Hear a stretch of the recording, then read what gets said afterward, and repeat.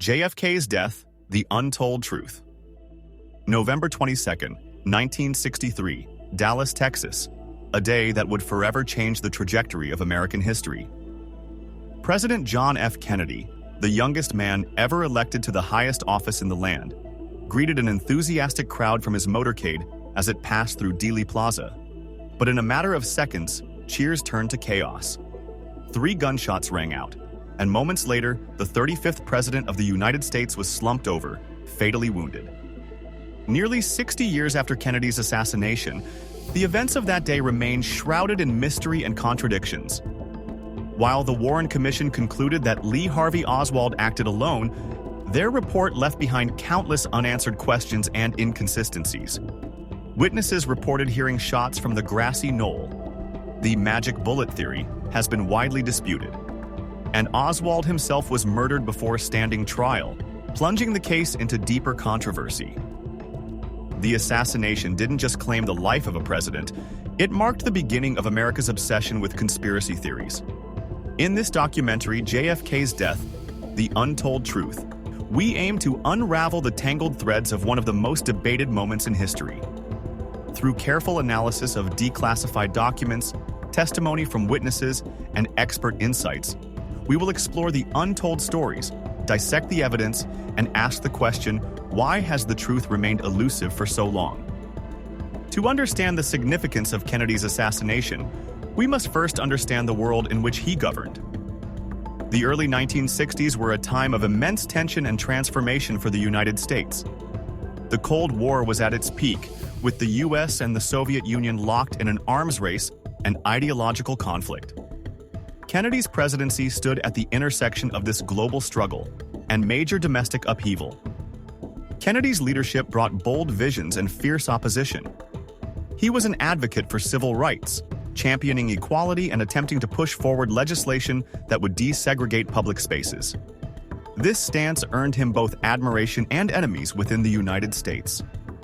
Internationally, his handling of the Cuban Missile Crisis and his call for détente with the Soviet Union positioned him as a visionary, but also put him at odds with the military and intelligence communities that preferred more aggressive strategies. His plans for Vietnam also caused controversy. Kennedy privately expressed his intent to withdraw U.S. involvement in the war, angering key figures in the military-industrial complex, who saw prolonged conflict as beneficial to America's strategic interests. Combined with his efforts to reform the CIA following its blunders in the Bay of Pigs invasion, Kennedy cultivated powerful adversaries.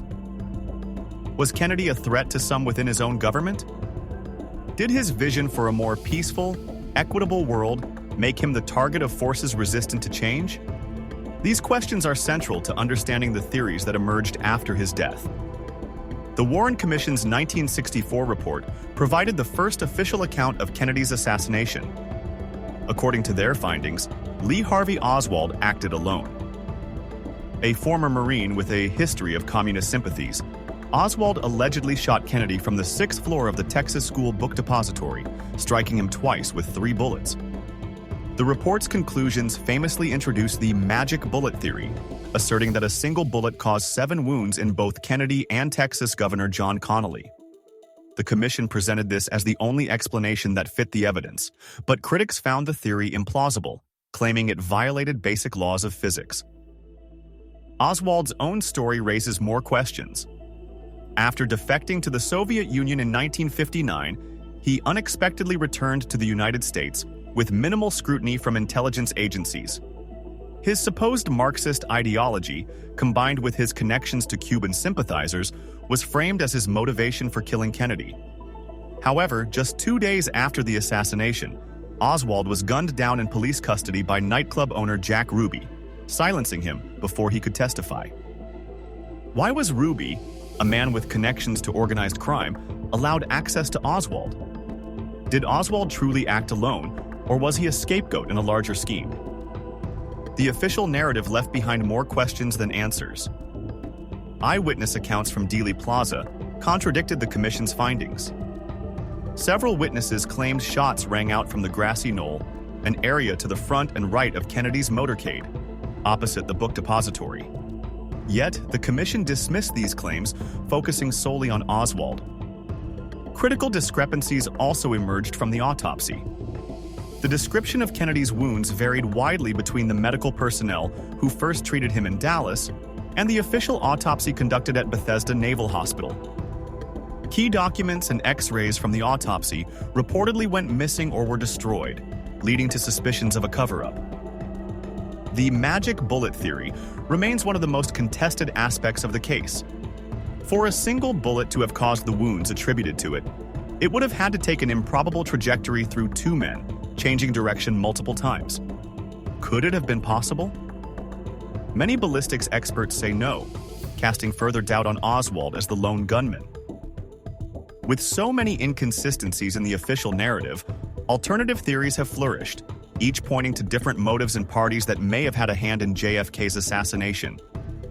One theory implicates factions within the U.S. government itself.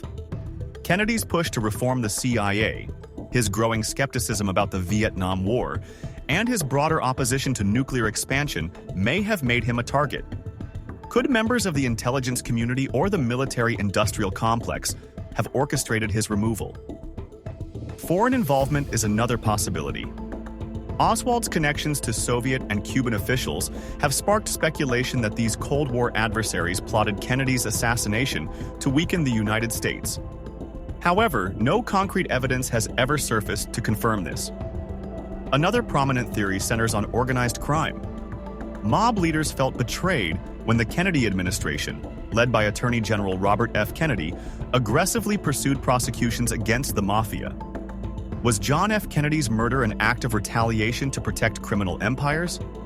The mafia's ties to both Oswald's killer, Jack Ruby, and local law enforcement lend some weight to this claim. Each theory provides a motive, but none have definitively resolved the mystery of Kennedy's death. Instead, they underscore the tangled web of interests surrounding the president's controversial tenure. Over the decades, the release of declassified documents has provided glimpses into the hidden dimensions of JFK's assassination. Through the Freedom of Information Act, FOIA, thousands of previously confidential records have come to light, putting a spotlight on the CIA, FBI, and other agencies that handled post-assassination investigations. One startling revelation was the CIA's surveillance of Lee Harvey Oswald in the months leading up to the assassination. Declassified documents indicate the agency had been monitoring Oswald's movements after his return from the Soviet Union, but failed to act on potential warning signs. Why? Was this negligence or deliberate inaction? Whistleblowers, including former intelligence operatives and autopsy witnesses, have further refuted the official story. Their testimonies generally align with claims of an organized conspiracy, but they remain dismissed by governmental authorities.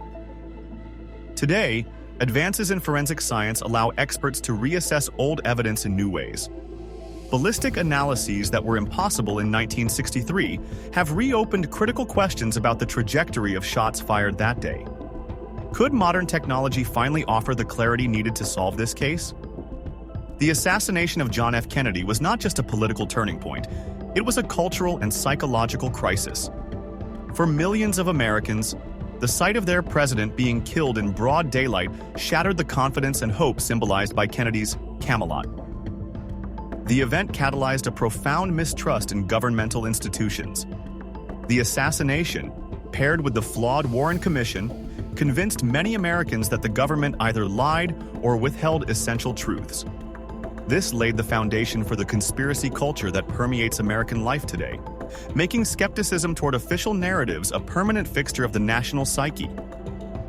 In the years since Kennedy's death, every major political event, from the assassinations of Robert F. Kennedy and Martin Luther King Jr. to Watergate, has been viewed through a lens of suspicion. Was JFK's assassination the origin point of this broader cultural shift? To explore the unanswered questions surrounding the assassination, we turn to those who have studied the event for decades.